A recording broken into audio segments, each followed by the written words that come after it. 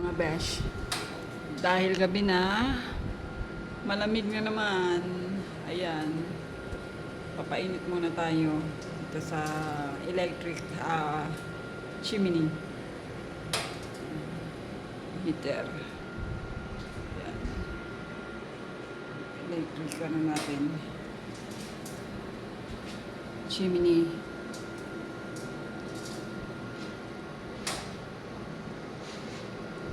Dito muna tayo sa tapat ng painitan para mainitan tayo at napaka lamig na naman.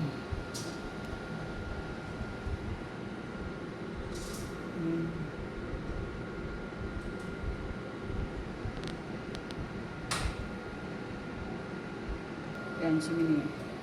At ito ang kanyang panggatong. Ito yung panggatong natin. Pellet. Pellet siya. Ayan, parang capsule. Ayan. Kahoy na ginawang capsule. Ayan. Sa gabi ko lang naman siya ginagamit kasi sobrang lamig at paggabi. Ayun. Gabi lang talaga ako na stuck dito sa bahay.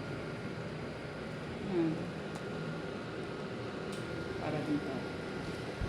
Ito ko siya ilalagay. Maglagay tayo ngayon.